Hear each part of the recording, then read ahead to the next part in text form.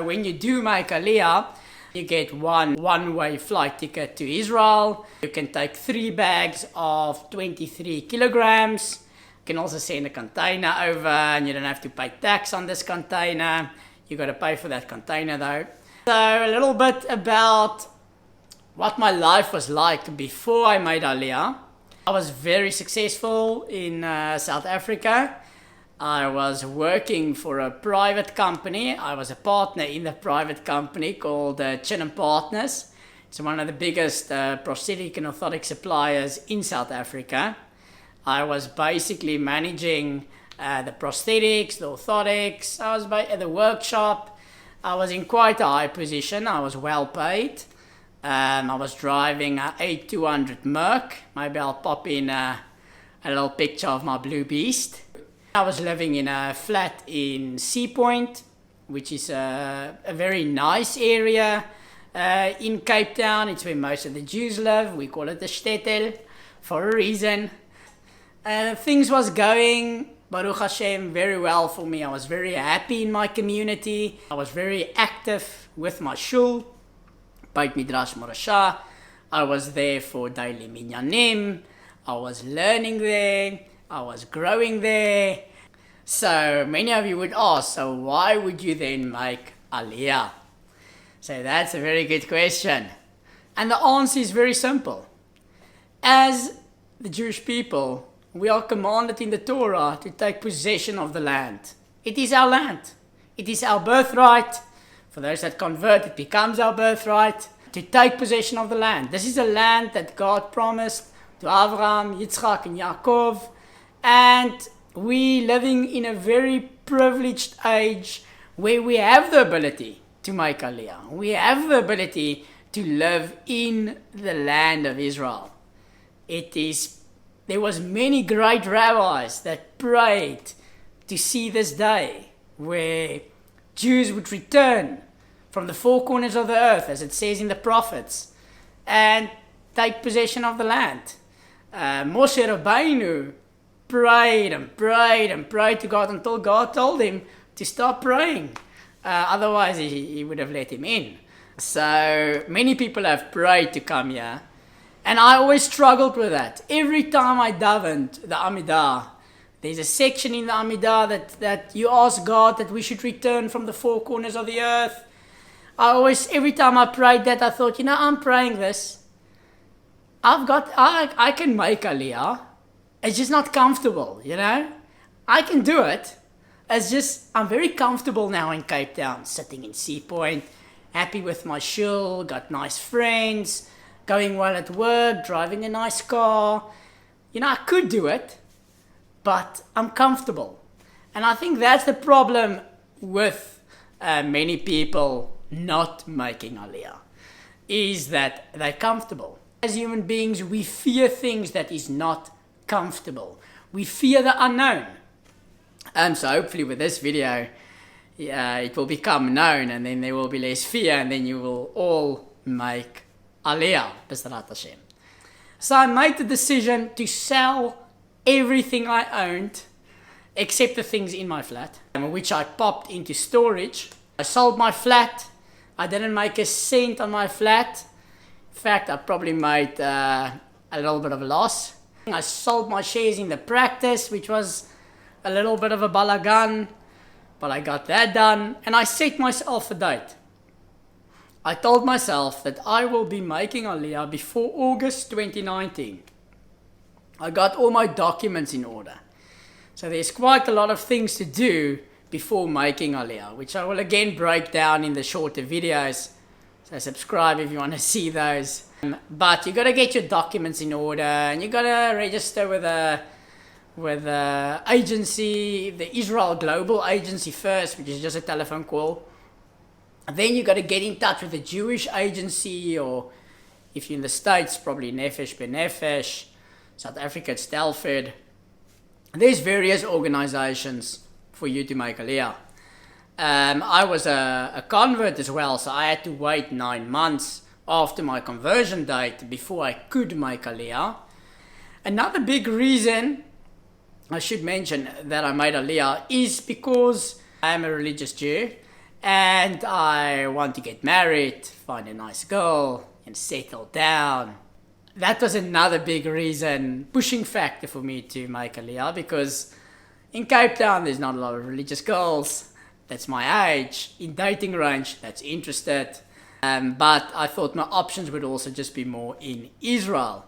So then I packed all my stuff, I stored all my household stuff in a container. A guy that was living with me, Caleb Swartz, he actually stored it in his parents' house, because my mom made it on the last minute. I made all these arrangements, and I had some of my father's old stuff that was in another town, and he went with a few of his cousins and got that to Cape Town. So thanks a lot to Caleb, he really helped me out a lot.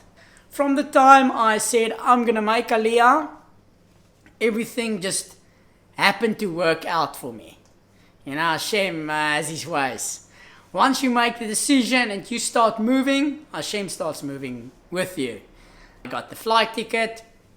I was actually dead set on going to Ulpan Etzion in Yerushalayim. I'm going to do the Ulpan for 6 months. So the Ulpan, the government Ulpan, it's actually for 5 months. It's 5 hours a day, every day, except Friday and Shabbat. We don't work or do anything on a Friday or on Shabbat in Israel, Baruch Hashem. I was dead set on going there, and the other half of the day I was planning to go back to Aisha Torah. I've been in yeshiva before. You can see there's a video about me in yeshiva. So I was dead set on this plan. About 2 weeks before I actually made Aliyah, before my flight, literally before my flight, I started sending out my CV to Israel, because I like security, and just the thought of having no money coming in was a little bit daunting. Now there is the Sol Klita in Israel, which is the absorption basket. So for a single person like me, I get 2,500 shekels every month for 7 months. And also if you're going to go into a Ulpan and study there full time, the 5 hours a day, the half a day, then the accommodation is also very cheap. You can stay in the Merkaz Klita, the absorption center. You can stay there for 6 months, and the rent there per month is about 1,200, 1,300 shekels. So you're actually going to make money by making Aliyah. Obviously you're going to buy food and stuff, but it's not that expensive like everyone tells you when you're in Chutz La'aretz. It's actually not that bad. You will actually probably be breaking even or making money. So as I was saying, I was sending out my CVs because I needed that security, at least knowing, just getting in contact with some people. Now I've been thinking of making Aliyah, probably like many of you watching this video, for years. So I've actually built up some contacts in Israel in my profession by emailing back and forth. And I sent my CV out to 10 companies. Only 2 got back to me. So I think that's another critical point, and I'll make that also in a separate video of how to find work. Death by numbers. Sent out 10 emails and my CV is pretty good, and I literally got 2 replies. From those 2 replies, one of them actually told me he needs someone right now. So in Israel, things move quite quickly. It's not a long, dragged out negotiation. If they need you, they need you. So I did a phone call with this guy. It was like a 2-hour interview, various questions from my side and from his side. And he offered me a salary. Now this salary was about half of what I was earning in South Africa. So it was a proper knock. But I thought at least I have then some money coming in. I was still in the process of selling the flat. I contacted the Jewish agency, Sharon Greenblatt. Thanks for all your help. She really helped me out a lot. I asked this lady so many questions. She'll probably never, on her deathbed, she'll still remember me at 120, B'ezrat Hashem. So I phoned Sharon. I told her, look, I've got now a job offer, but I'm already set for Ulpan Etzion Yerushalayim. This is a week before I am making Aliyah. Literally before my flight date. And this job offer is in Kfar Sava, which is very close to Ranana, which is a very South African, French, American city here. I told her, look, I got this job offer. She told me, Theo, you don't speak a word of Hebrew. If you have a job offer, you should take it. So I said, yeah, but you know, the salary, it's now half of what I'm earning now. She said, if you got a job offer in Israel with your Hebrew, you take it. So I listened to Sharon. I've seen she's quite solid. So I took the job offer. But now I had a big problem because I didn't have accommodation. Because I was going to stay in the Merkaz Klita in Ulpan Etzion, Yerushalayim. And I was going to do like a yeshiva, half a day, living the dream, meeting a nice Jewish girl in the Merkaz Klita, you know. There's many plans in a man's mind, but God's plan always works out. I had to start looking for a place to stay. So I contacted a few people. Then someone from my community, Mayan, which also helped me a lot. Mayan is also from Sea Point. She also made Aliyah. So she told me what I need to do. And then I told Mayan, look, I'm looking for a flat in Renana.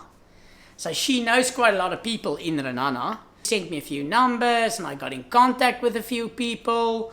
I probably spoke with 20 people and everything was just too expensive because now you got to pay up front because they don't know you. You're just going to rock up in Israel and they want some security. So in Israel, if you take a place for like a year, you need 12 checks signed with a date and the amount.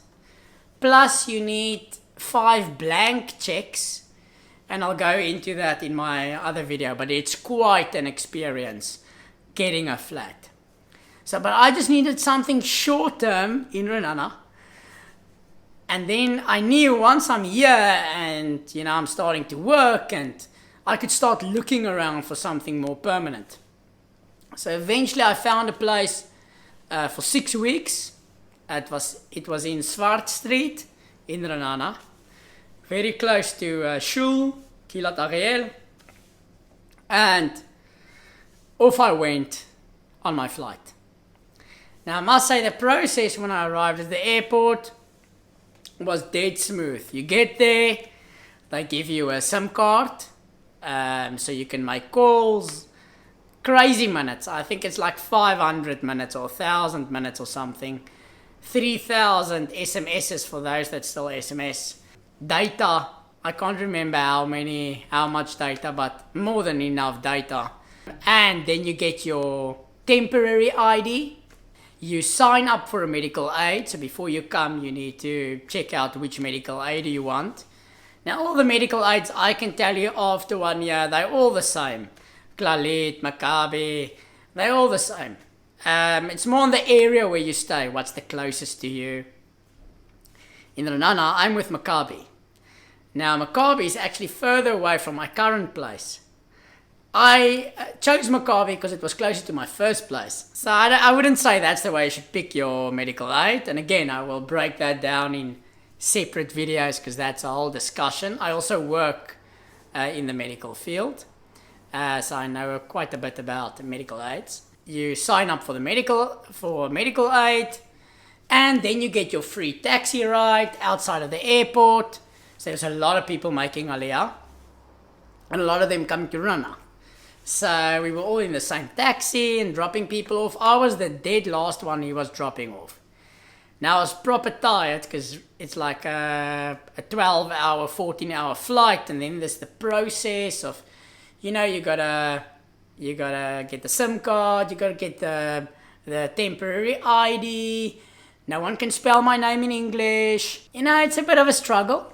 I don't speak Hebrew. I get to the place. Baruch Hashem is a religious guy, Haredi, and he owns this flat for years. And I get there. Now I've got 5,000 shekel with me. That's all I took. 5,000 shekel, and my South African credit card. That's how I rolled into Israel. Because I thought, it will take 1 month, I will get my salary. On arrival, you get half of your sol klita. So my sol klita per month was 2,500 shekel.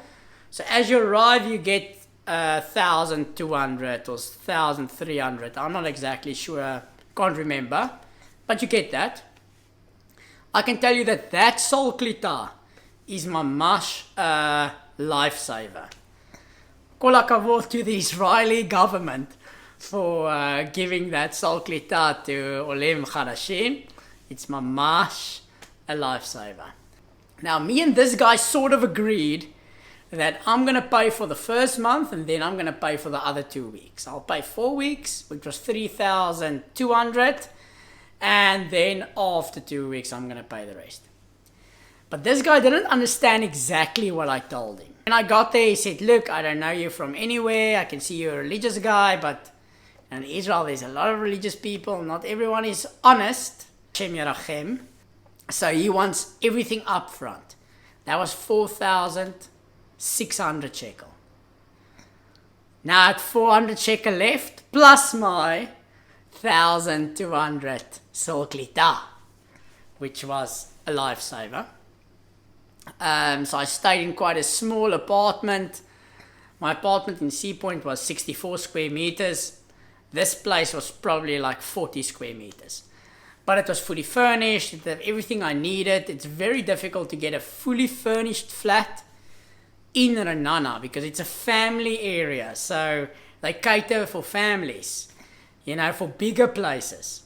So to find a small place, number one, with furniture, it's a struggle. And that will also be a separate video on finding accommodation, and because I've found various ways that work great in English. And I stayed there for 6 weeks, and I bought an electric bicycle. Obviously couldn't afford a car, and I was a bit nervous about driving. So I took the electric bicycle every day from Renana to Kfar Saba. It's about 25 minutes to 30 minutes on the electric bike. So not a long ride at all. I bought this bike second hand. I think it was 1,200 shekel for this bike, which was basically half of my sol klita. And with that, 400 shekels. Hashem stretched that 400 shekels, and I actually made it that month. Because I arrived in half the month. Now I had to work half the month, and then I got paid. And then I got the rest of my sol klita, which is the other 1,200. And so things started to stabilize. Now, because I didn't go to Olpanetsi on Yerushalayim like I wanted, I registered for the government Ulpan in Renana. So there's also Merkaz Klita in Renana. Because I was working from 8 till 5, I could only do the night classes. So if you do the night classes, then you get 10 months Ulpan with 3 hours, 3 nights a week. So it was Sunday, Tuesday, and Thursday. It was very difficult. Remember, I'm working the whole day, and I'm not a manager like I was in South Africa. Now I'm like a proper ground worker. It reminded me of my student days, to be honest.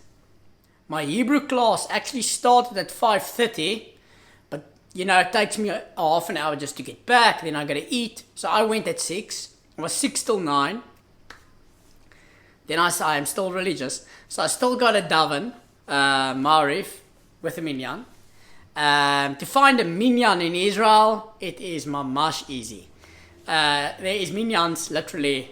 Where do you want to pray? That's your only question you need, is where you want to pray. So I had a minyan close to where I worked in Kfar Saba, and then I stayed opposite, like I said, in that first 6 weeks, opposite Kilat Ariel, which was literally like out my door. So I got a daven Ma'arif still after the Hebrew class, still got to do the Hebrew homework, and then I got to do my religious duty and study some Torah. So it was very long days. in Israel, in my industry in Israel, no one is actually qualified. No one studied 5 years. They do it in Israel, le dor vador. So the grandfather made legs and braces. He taught his son, who taught his son. That's how it is in Israel currently. A little bit of a culture shock. Because in Chutz La'aretz, Israel is very well advertised. Modern country. Everything is great. People are all... there was like a saying in Cape Town, it's very popular, but people are like pineapples. They're hard on the outside, a little bit prickly. But once you get to the inside, it's soft and sweet. I'm from a Zionist shul. Beit Midrash Moshe is very Zionist. And they believe all the Jews in Israel that go to the army, they're all tzaddikim. I can tell you my personal experience. It's not true.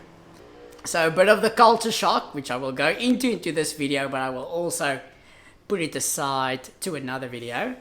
On Fridays is when most Israelis get things done.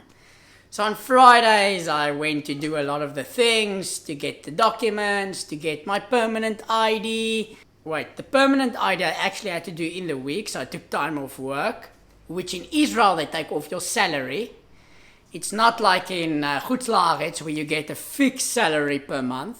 And then if you want to quickly pop to the bank or to this place for an hour or two, your boss lets it slide. Yeah, they actually, you clock in like old school. Like I remember from the government, you clock in with a card and they pay you by the minute.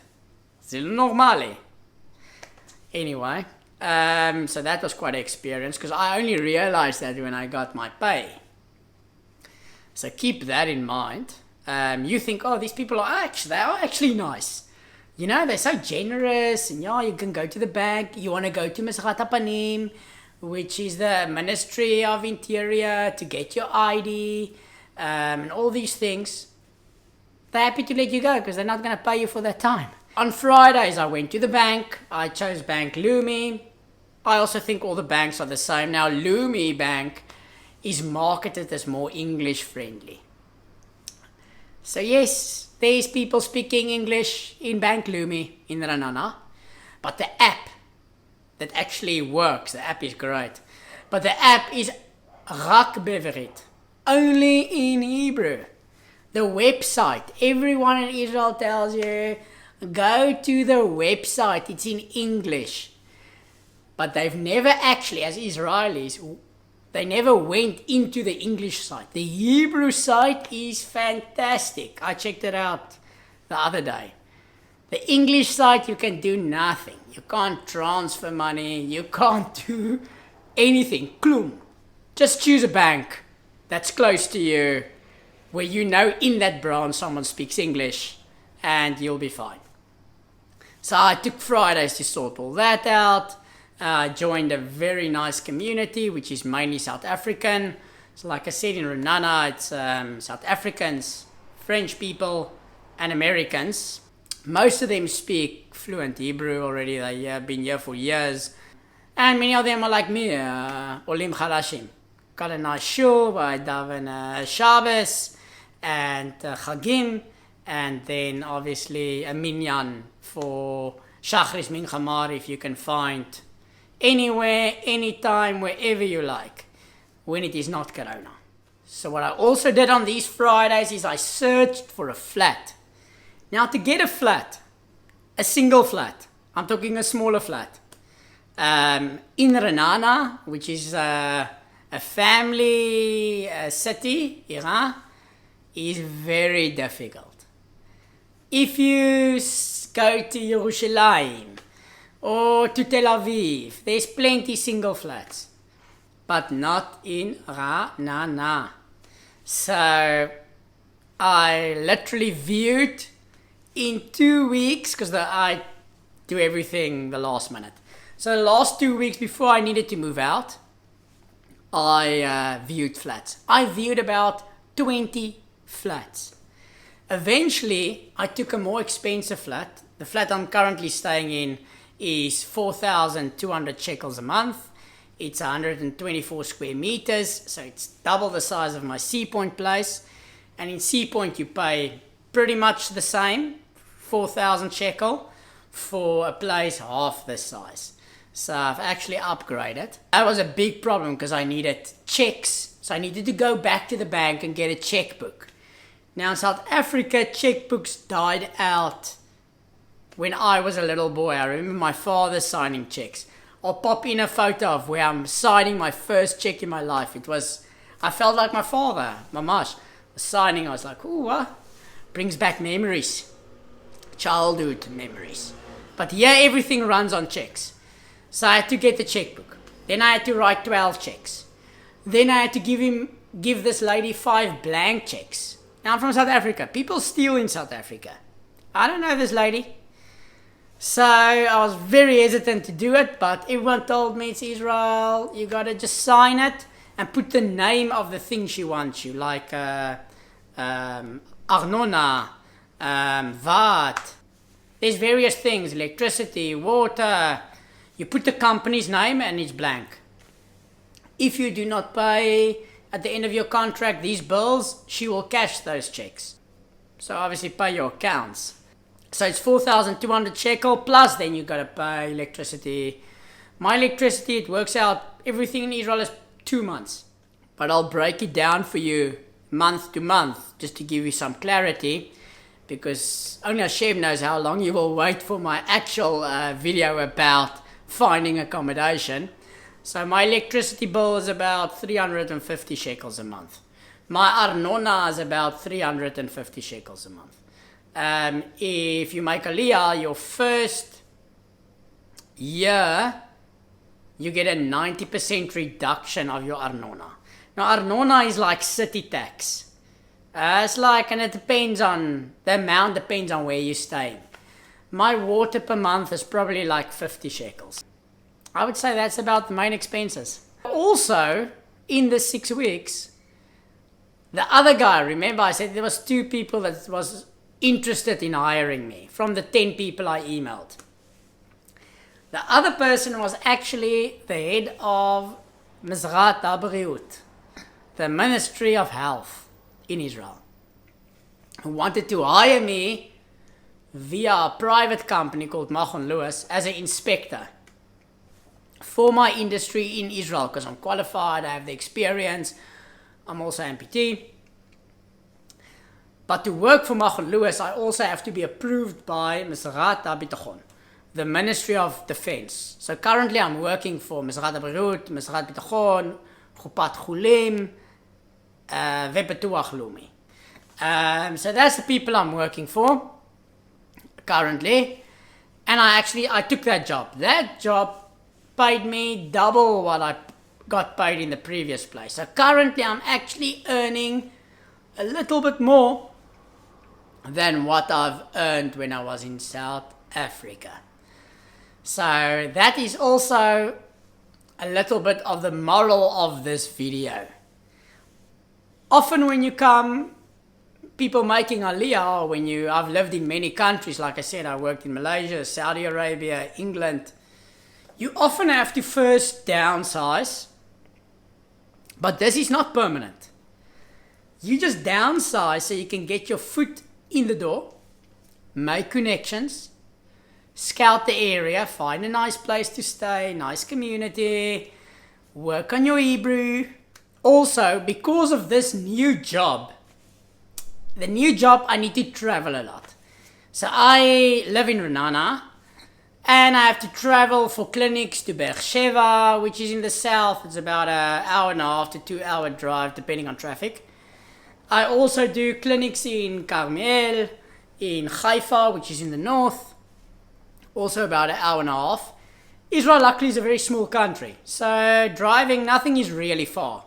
I come from Africa, South Africa. It's a proper landmass. It's good if you stay in the center, I think, because then everything is in hitting range. You can get there with a car. So I actually bought my car from another South African that lives in Renana, someone that helped me out a lot, Solly Bergman. I bought his old car, which is a Fiat, a 2013 model, automatic, great car, 6,500 shekels. He told me that there is an issue with the car, a proper issue, and it will cost about 4,000 shekel to fix. And about 2 months after buying the car, it was as solid as predicted, prophetically. And it was exactly 4,000 shekel. And I paid the 4,000 shekel. So I basically have a very nice car, rear view camera, electric windows, sound, for sure rim while I'm driving. Altogether about 10,000 shekel. And then you got to register the car. I think that's another 1,400 shekel. You got to pay this every year. But yeah, that's also again in a different video. The technicalities. This is just to give you a feel for my first year. So I had to do that. I had to buy the car because I was traveling a lot. There was also an interim period, a week. I remember I said I was staying 6 weeks in this little flat. Until everything was arranged and organized that I can move to this flat, which I'm currently in, Baruch Hashem. There was a week where I had no accommodation. So luckily, another family in Renana, American family this time, Ari Wolf and his wife Hannah, I know their son from South Africa. He was a Shaliach in Cape Town with Bnei Akiva. Love is his name. They, Baruch Hashem, helped me out a lot, and I stayed in their basement for a week while I was sorting everything out. And again, like I said, if you make that move to make Aliyah, and you set on your goal, Hashem, Mamash, will help you. You just gotta do it. You just gotta pull that trigger. Everything worked out well. I'm staying in a very big flat, 124 square meters. I first stayed with someone. Also helped me out with the rent a lot, Ivor. But I decided I want to stay on my own because I want the other room I want my mother eventually to visit. I want my sister to visit. I want to bring people that doesn't stay in Renana, that's religious, to stay over for Shabbat. So there's many reasons why, and I enjoy living alone until I find the right girl. On that front as well, I have dated more girls, religious girls, probably in 1 month since I made, from when I made Aliyah and I started dating, probably than my whole, from 2012 till 2019. More than in 7 years. There is just so many options. I dated 2 girls very seriously, but at the end of the day, it just didn't work. You know, it all works out the way it should. That's basically my story, my first year in Aliyah, after making Aliyah. I'm so blessed to live in Eretz HaKodesh, a land that has been promised to the Jewish people many years ago, to Abraham, Yitzhak, and Yaakov, and it's a privilege to take possession of the land, to live in Israel. All the Chagim is national holidays. I have more leave than I know what to do with. So my current job, I've got 24 days leave. I don't know what to do with it because Chagim, it's anyway holiday, national holiday. So normally in Chutz La'aretz, I use all my leave for religious holidays and some fast days. So got a lot of leave. So I am planning to take that leave and travel Israel a bit. So I do have a plan with my leave. It's just such a blessing to live here with fellow Jews. I see no reason personally why a Jew would not make Aliyah to Israel. I cannot understand that. I cannot understand how you can live in Chutz La'aretz permanently. Okay, if you're living there now, or you've got kids and you got a sick mother or chas v'shalom, but let's say I know a guy from my community would love to make Aliyah, probably the biggest Zionist in Morashah. But his mother is ill, and it says in the Torah you should honor your mother and father, long shall be your days. So he's stuck between two mitzvot. Obviously, consult your local Orthodox rabbi.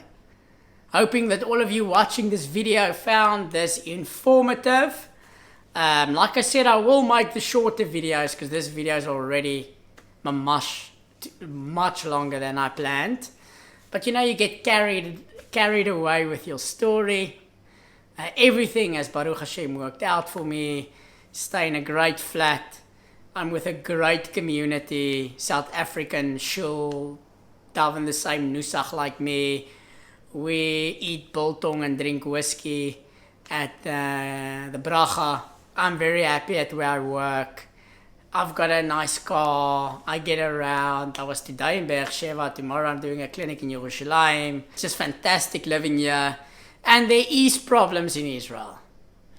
I tried to highlight some of them in this video. This video is just to give you a taste. The shorter videos will go more into the details and the technicalities and some of the difficulties with the banks, with Mizrat Panim, with Chupat Chulim, with Hebrew, with finding accommodation, which is on a different level in Israel. Finding work, getting along with the culture. You know, Israel is a Middle Eastern country with Western influence. That's how you should approach Israel. Don't think you're coming to Europe. This ain't Europe. I lived in England. This ain't England. You gotta come here realistically. But come, we are waiting for you to take your birthright, to return to the land promised to Abraham, Yitzchak, and Yaakov, a land that Moshe Rabbeinu, the guy that got the Torah from Hashem, it says in the Torah that there will never be a prophet like Moshe again, someone that spoke to Hashem face to face, and he could not enter the land. Can you imagine that? I, a convert, am sitting in Eretz Israel, and it's such a privilege. You should take hold of your birthright. Make Aliyah now. What are you waiting for?